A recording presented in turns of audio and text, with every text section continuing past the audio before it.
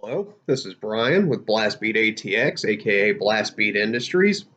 It's a weekday. I'm wearing a sweater today, so the band shirt streak is broken for the moment, but I have not repeated myself, and we've got four drawers and two different dressers still to go, and more in the closet. It may take us all of 2020 to run through all the band shirts. Anyway, I'm not here to talk about band shirts today. I want to talk about Magic the Gathering, and I don't know how closely I'll pay attention to the game. There was a new set that came out a few months ago, Throne of Eldraine, and that is the first Magic set to have the showcase art frames. Basically, variants and parallels have finally come to Magic the Gathering. So if we go over a quick history of the actual cards.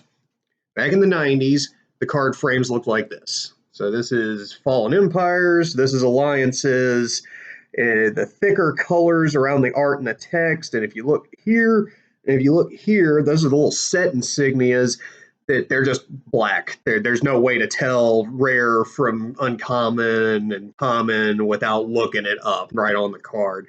That's the way they originally came out. Then they switched to this. This is Judgment and Onslaught, and same kind of card frame, same kind of art and text, but Judgment and Onslaught right there. Silver is uncommon, gold is common, black is common, silver is uncommon, gold is rare, and then a few sets later, mythics were like bronze, kind of alternate. It's not gold; it has more red copper to it. So whatever Wizards calls the official color of that, but not a whole lot of change. This would have been like early to mid 2000s.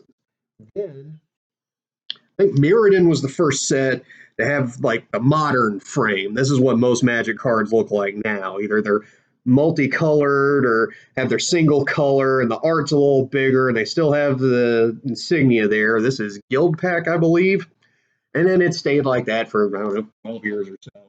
And like I said, they added the mythics. They added couple of the sets had the full art box topper cards.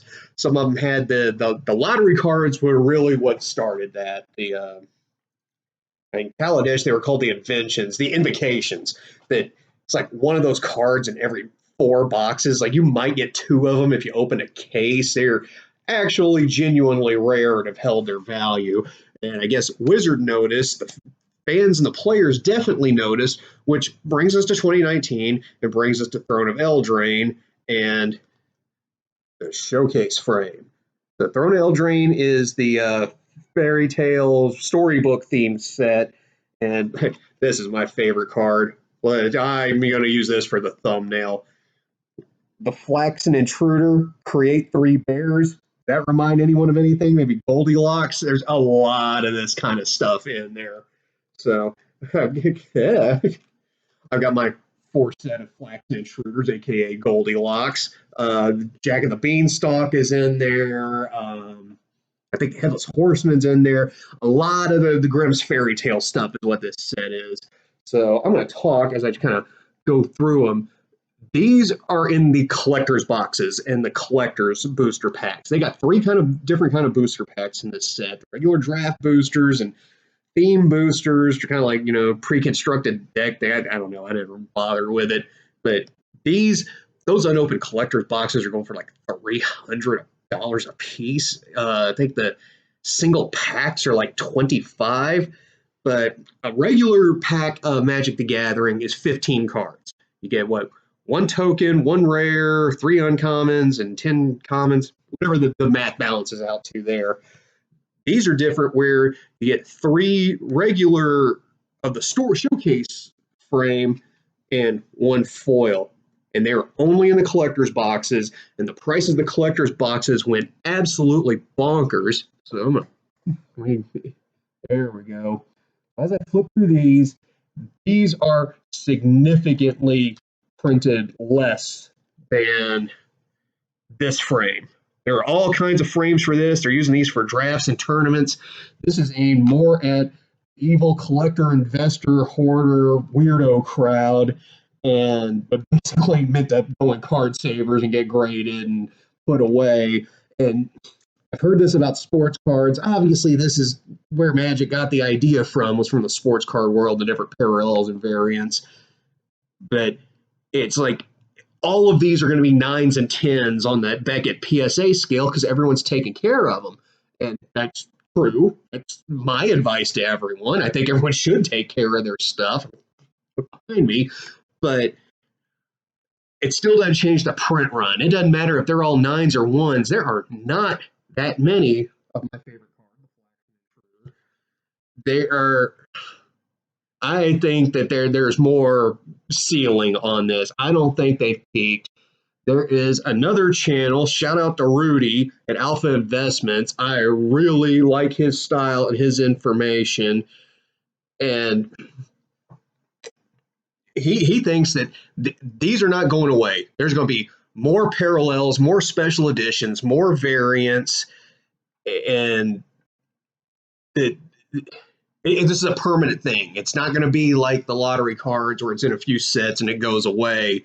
There's been an epic response. The various card stores around the country are loving it because they finally have a hot product. I mean, there was a while there with like Amonkhet and Dragon's Maze and Return to Ravnica where the sets were so overprinted. We're not talking like 7 years ago, not in the 80s or 90s or whatever. Like recently, stores couldn't get rid of the boxes because there were so many of them and people weren't interested in the set. People are interested in these sets. And as people realize how few these are compared to the regular frames, and the whole thing really hinges on how many of these cards end up in tournament play, because that's what's going to drive it. You know, people are going to want the regular version, and that's going to make the premium version go up.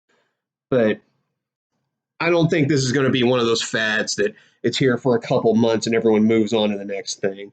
I think that Throne of Eldraine will be remembered as the beginning of a new era of Magic. If you haven't seen what they call the Secret Lair, it's the same kind of thing. Alternate art and alternate frames of classic cards that you can buy directly from Wizards of the Coast. Very similar to the Tops Now program.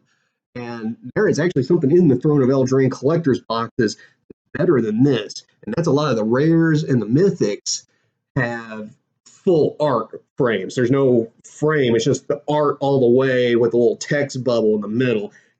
I don't have any of those because those like start at around 200. They are quite pricey. So if you got deeper pockets or your name is Bill Gates or something, I'd start hitting those up. And of course, if you get the collector's boxes themselves, even the individual packs, and leave them unopened, that is a good plan. Because you can always open a box and break it down into singles. You can't take a pile of singles and seal it back up and make it a box. You know what I mean? That's a one-way street. And even the crappy sets that no one likes, the general rule of thumb is if you bought a box of Magic cards right now, left it sealed, put it in the closet or the attic or whatever, and left it there, 5 years, it'll double in value, even for the crappy sets, because of just the way it works. That as the years go by, more of them get open and there's fewer sealed ones left. So I suggest that get on the showcase frames and get on the Throne of Eldraine bandwagon while you can, while the prices get out of control. And referencing back to Rudy and Alpha Investment, his whole channel is about vintage cards and the Power 9 and the original sets. And I think across the board, like the Dark and Revised and those sets before, so Antiquities, Arabian Nights, Alpha Beta Unlimited, been like a 30% drop in prices in the last, I don't know, let's call it this year, call it 2019. I think a lot of it is the new money, the wave of new players, the new collectors, investors, tournament players, everybody. This is what they're interested in. This is why no one's buying up the old stuff right now, because everyone has their eyes on this stuff and the next set coming. So that is what I wanted to share today. You got any questions, comments, leave them below, and I will see you later. This is Brian with Blastbeat ATX, aka Blastbeat Industries. Y'all have a good day.